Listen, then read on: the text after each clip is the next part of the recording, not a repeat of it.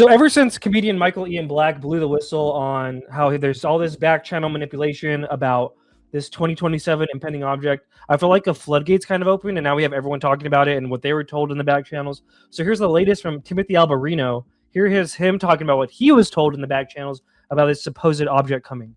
Let's go ahead and listen to it. What's interesting about him is he says it's hostile, that the people he's talking to have determined that it's probably hostile. It's probably all bullshit.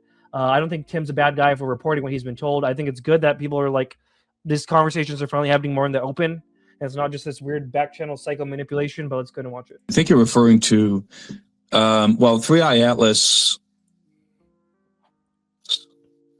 I'm not sure anybody knows what the heck that thing really was. I think it's still very possible that it was artificial. I don't know. It could have been commentary. Not sure. But I have heard rumors.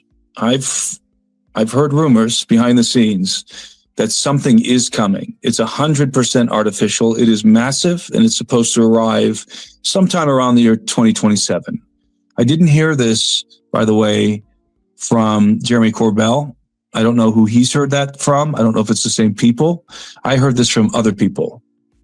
And I can tell you that there are insiders who are taking this very seriously. So from what I can tell, it's something that was detected either by Space Force or some element. He's close with Lue. You know, people can be close with Lue. Hopefully, you know, we need good people around Lue. Hopefully that'll make him less sketch, but it sounds like it's Lue. I see people in the comments saying he's talking to Lue, talking about Lue. The intelligence community or NASA. And it's people are alarmed. It's not the 3i Atlas thing. The people I've asked certain people about 3i Atlas, and it's kind of like, well, we don't know what that is, but what's coming behind it, that's the real problem. So I don't know what that means. I don't really have any more insight, but it does appear that there's at least rumors circulating behind the scenes that something artificial, large, is on its way. And it's supposedly, allegedly supposed to arrive around the year 2027. And, you know, I know that Mr. Corbell in that one interview said that, you know, it was going to be a lie. We were going to be told there's an alien spacecraft and it's going to be a lie. I don't know anything about that. I don't know. Maybe he's right. Maybe he's, you know, he could very well be right about it being a lie. I don't know. I'm just sort of passing on to you guys what I've been hearing behind the scenes. I appreciate you speaking on that, Tim. There are people currently on the stage. This shit is like crack to Doomer Daddy. His name's Doomer Daddy. He loves to doom. They love to doom. It's fun to doom. It can be fun to doom. We're all gonna die. Oh my God.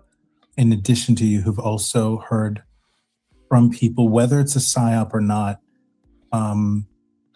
people high up who take this very seriously, with the exact same dates, planet size, roughly moon sized. And what we hear is that even the military or Space Force, they also, it's not like they were sent some Hallmark card and said, you know, hey, don't worry, we come in peace.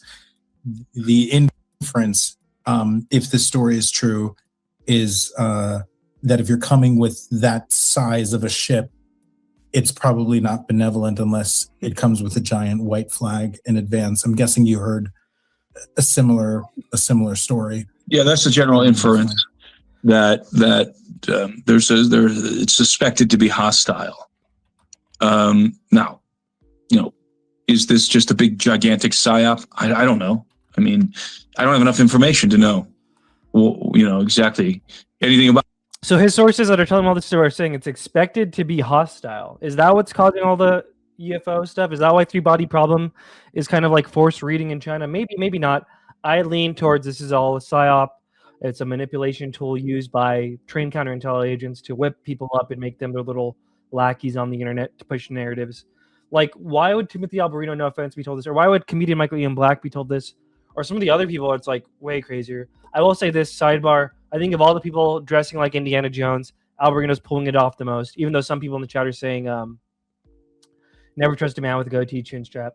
Second place, I'd say Luke Caverns, I think his name is, also rocking it. A lot of people out here dressing like Indiana Jones these days. You know, fuck it. Better than dressing like some other things, I guess. So who else was talking about this? Kelly Chase, friend of the show. She had some stuff to say about the 2027 stuff. Let's just read it really quick.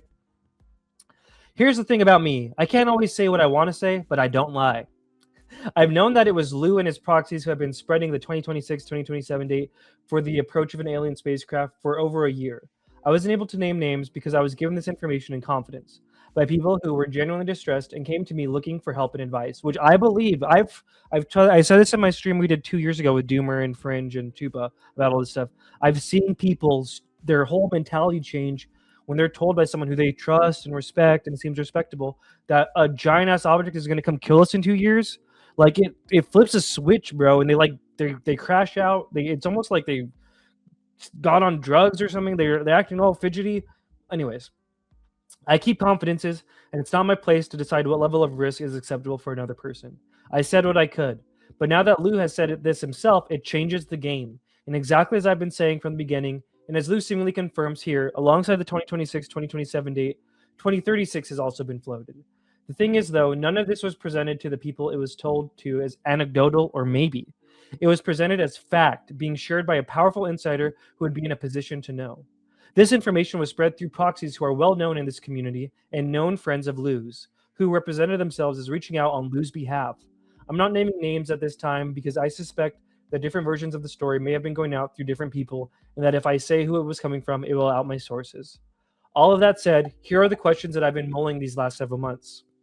Why is it necessary to reach out to people whose only qualification seemed to be a large platform to share this information? Why was it initially delivered through proxies? And why are there multiple versions of the same story being told to different people? I don't know the answers to these questions, but they trouble me deeply.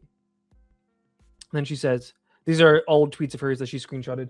Yes, that's the version that's been floated too by a lot of the same people. Something about an asteroid hitting Earth between 2033 and 2036. It varies. Sometimes it coincides with the arrival of an alien ship around the same time.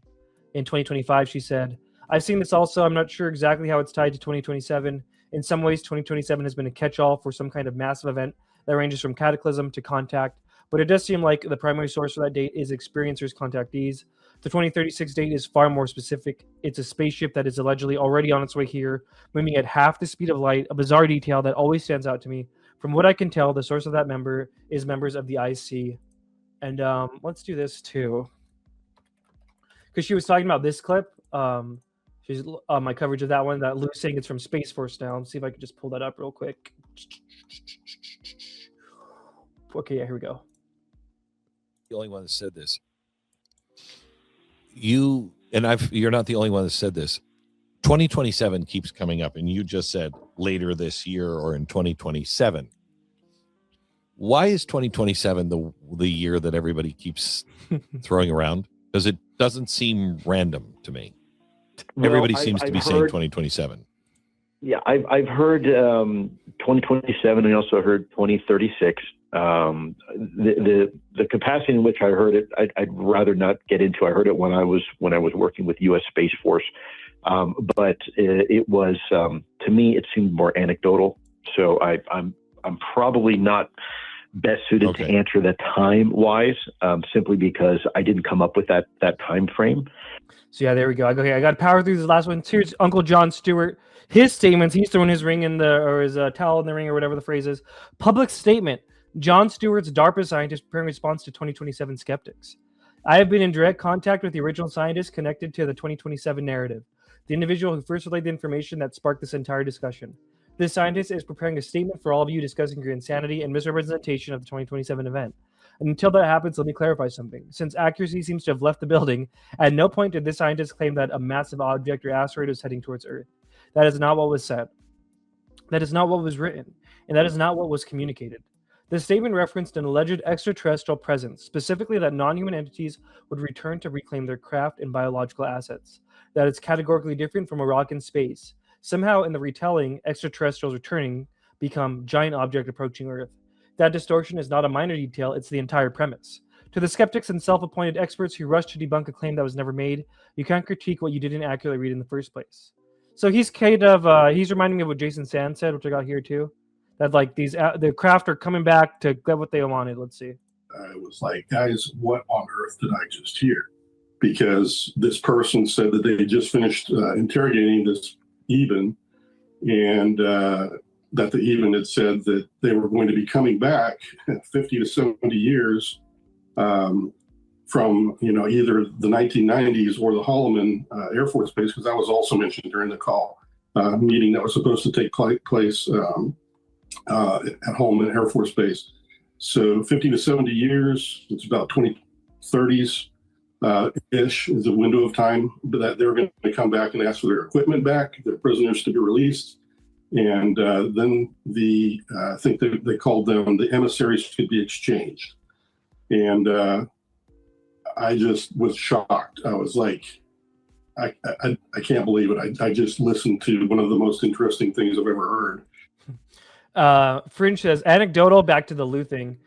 Lue's lawyer was freaked the F out. Yeah, he was. We covered that the other day. If I had more time, I'd cover it right now, but the restaurant I'm trying to go to is going to close soon. So, all right, we're going to power through this last story real quick.